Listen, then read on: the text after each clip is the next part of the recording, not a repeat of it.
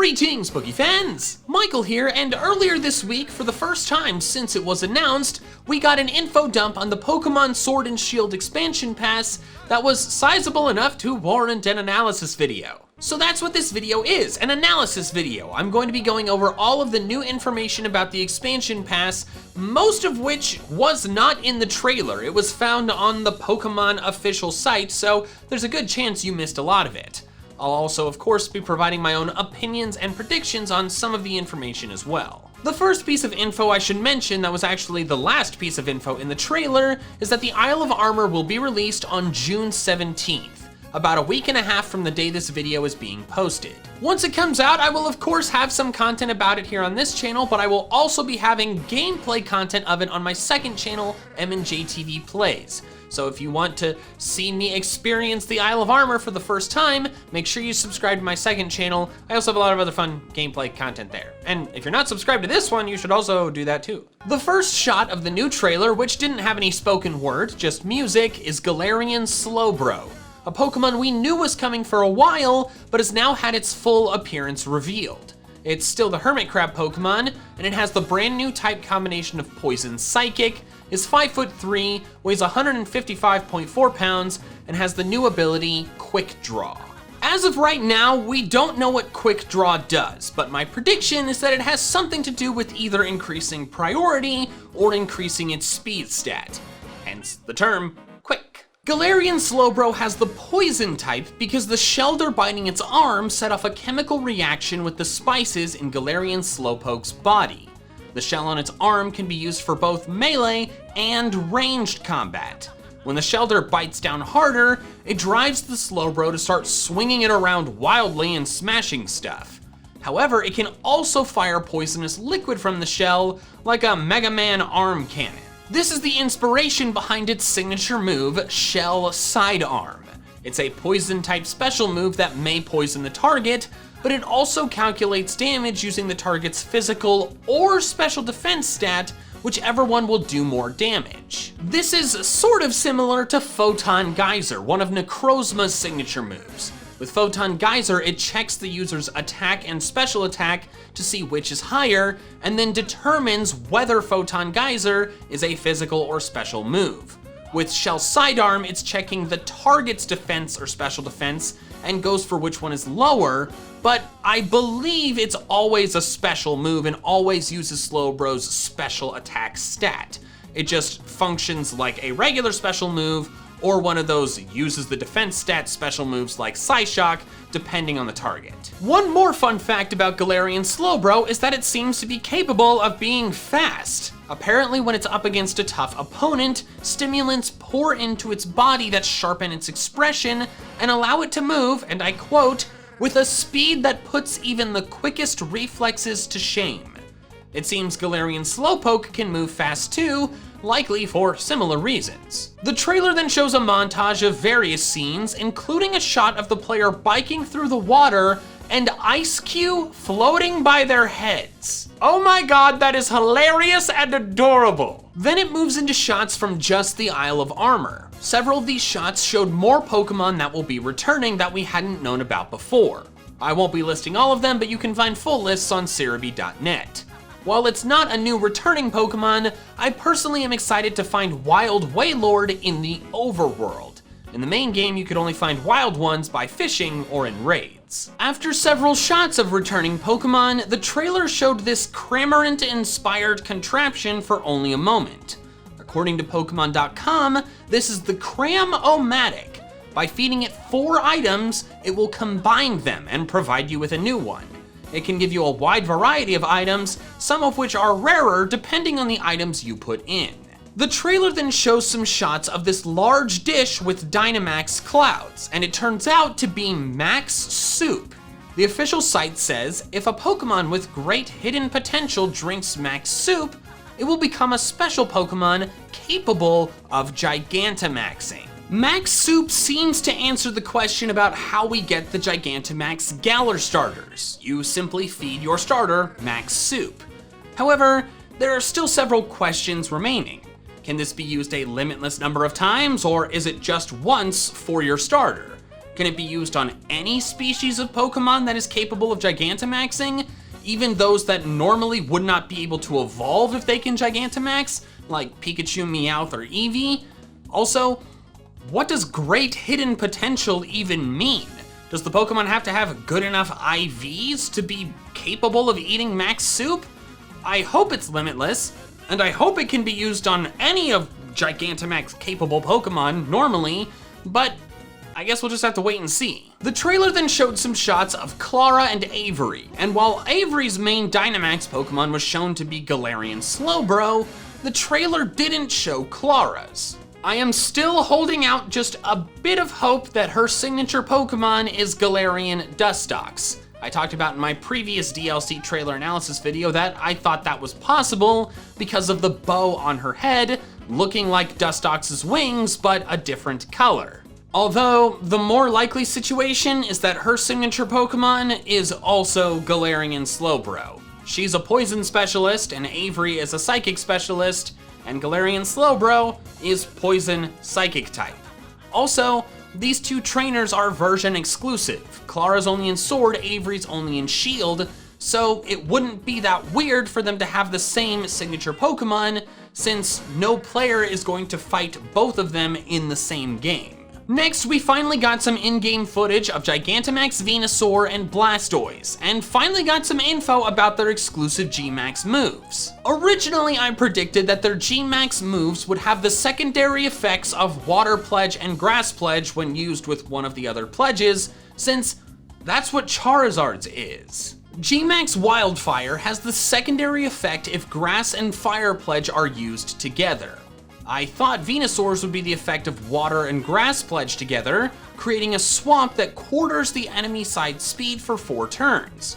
I thought Blastoise's would be when Fire and Water are used together, creating a rainbow on the user's side that essentially gives the Pokemon Serene Grace, boosting the chances of secondary effects. But nope, they do the same thing as Charizard's, just with different types. Venusaur's move G-Max Vine Lash continues to damage all non-grass types for several turns, and Blastoise's G-Max Cannonade keeps damaging all non-water types for the next several turns. Side note, I love the name Cannonade. Apparently, it's a real word that I learned for the first time when finding out all this information, and it means to assault with heavy artillery fire. That's not the reason I like it though. I like it because it sounds like Cannon Lemonade. As for the fun facts about the new Kanto starter G-Maxes, Venusaur uses its thick flower petals to defend against attacks, and it also spreads out a ton of pollen that can cause fainting, but also heavily promotes plant growth. Gigantamax Blastoise has precisely 31 cannons, and it doesn't bother to aim them during battle, aside from its main cannon in the center. I quite like these G-Max forms. They look so good in-game. Oh, by the way, I never discussed this in a video since the trailer was so short, but a little while ago we learned what the Gigantamax moves for Rillaboom, Cinderace, and Inteleon are. They're called G-Max Drum Solo, Fireball, and Hydro Snipe respectively, and all of them have the same effect. They do more damage than normal Max or G-Max moves, in addition to ignoring opponents' abilities. So for example, Hydro Snipe can still hit a Pokemon with Storm Drain. We then got some more footage of Cubfu, but no new information, since a previous trailer revealed that you pick which Urshifu form it evolves into by picking which of 2 towers you take on a challenge with. A challenge you must complete only using Cubfu. We then saw Urshifu's G-Max forms in-game, and that was it for the Isle of Armor. Well, that was it for the Isle of Armor in the trailer. There was some more information about it on the site. The site had some more information about Urshifu, such as Single Strike Style's signature move being Wicked Blow, a physical dark type move which always results in a critical hit. Rapid Strike Style's signature move is Surging Strike, a physical water move that hits 3 times, also critical hitting each time. Their ability Unseen Fist is now explained, and it lets Urshifu do damage through Protect if the move makes contact. That seems kinda broken. I'm not sure how I feel about that. If I'm correct, the only moves before this that could hit through Protect had some kind of drawback. Feint only hits if the target uses Protect, and Shadow Force and Phantom Force are 2-turn moves. so you can switch or do other things to try and avoid it. But Urshifu just always being able to hit through Protect with any move that makes contact that are single turn moves? That seems really unfair. The two Urshifu form G-Max moves were also revealed. The Dark type G-Max One Blow for single strike, and the Water type G-Max Rapid Flow for rapid strike. Both of these moves deal damage even if the target defends itself, including with max guard. What the hell? They're just adding more brokenness to this Pokemon. I don't understand. I don't think I'm okay with it. If Urshifu is allowed in official formats, that seems like it's really gonna over-centralize the meta. I hope it's a legendary. Hopefully it's just banned and there's just this crazy broken Pokemon you can only use in game. One last bit of info about the Isle of Armor is that there will be some new move tutors, and I'm pretty sure there will be more moves than the two that are mentioned on the site, but we do know about two new ones. The first is Burning Jealousy, a fire move that hits the two opposing Pokemon and burns any Pokemon that had any of their stats boosted in that turn. Grassy Glide is a new grass move that gets increased priority if grassy terrain is active. These moves, alongside more that have yet to be revealed, will be tutorable if you have Armorite Ore, a substance that you get in max raids on the Isle of Armor. Next, the trailer moved on to discussing the Crown Tundra, starting with some lovely scenery shots. It then showed an up-close shot of the main new character in the Crown Tundra, who we now know, thanks to the website, is named Peony, a name which seems to come from a type of flower. Look at Pokemon teaching me things. I learned 2 new words thanks to this info. I appreciate you, Pokemon. Peony supposedly has a daughter, but we do not see her in the trailer. He has brought her to the Crown Tundra to take part in the adventure to discover the truth behind the stories about the legendary Pokemon in the area. Next, we see there are dedicated temples for the original 3 Reggies, and I sincerely hope that the puzzles we have to solve to get through these places are egregiously complicated. Then there were some more lovely scenic shots, and then it showed off Dynamax Adventures, something mentioned in the initial announcement, but now has more details. According to the site, you and 3 others must fight your way through Pokemon dens, taking on multiple max raids that seem to culminate in a raid against a legend. If you lose at any point, you are kicked out. Next were some very brief shots of the 2 new Reggies, but the site has a lot more info on them. The electric one is the Electron Pokemon Reggie, which is how I am currently choosing to pronounce it. Who knows if that's right? The name is a mess. An electric type that's 3'11", making it the shortest Reggie by a sizable margin, weighs about 320 pounds, and has the ability Transistor, which has not yet been explained. Reggie, which is a mess but honestly kind of fun to say, absorbs electrons to live, and the bands on its body are special insulating equipment theorized to have placed upon it in ancient times to prevent its power from going crazy.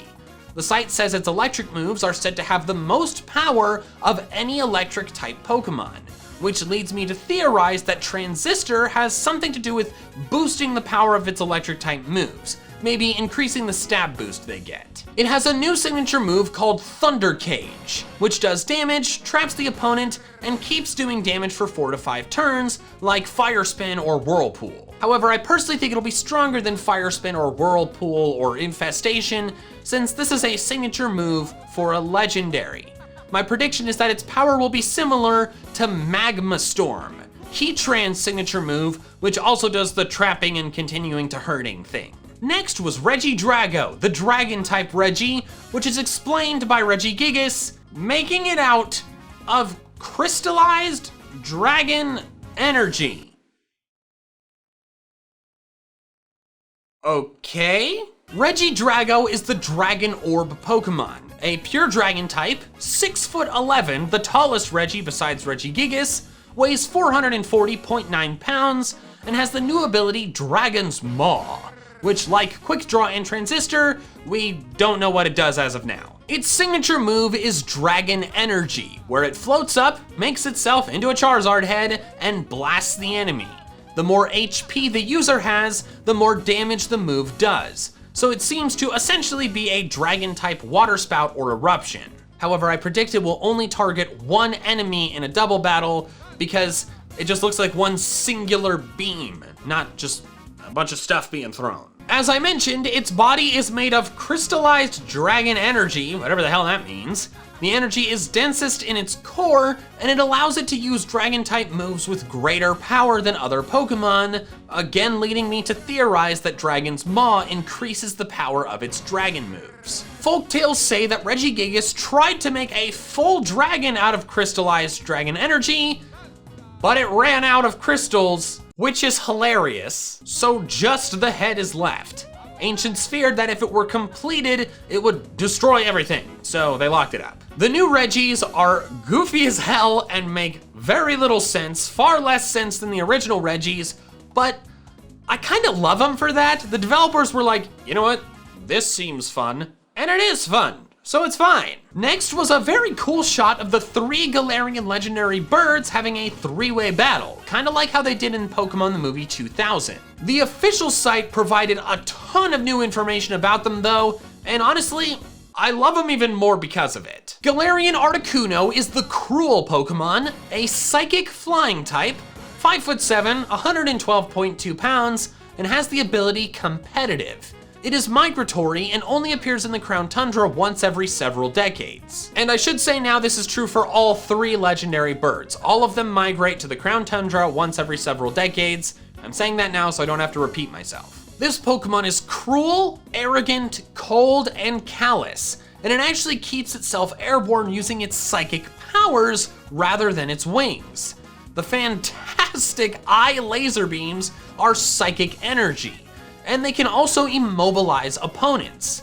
That's actually the inspiration behind its signature move, Freezing Glare, a psychic type special move that may freeze the opponent. Galarian Zapdos is the Strong Legs Pokemon, a fighting flying type, 5'3", 128.3 pounds, and has the ability Defiant.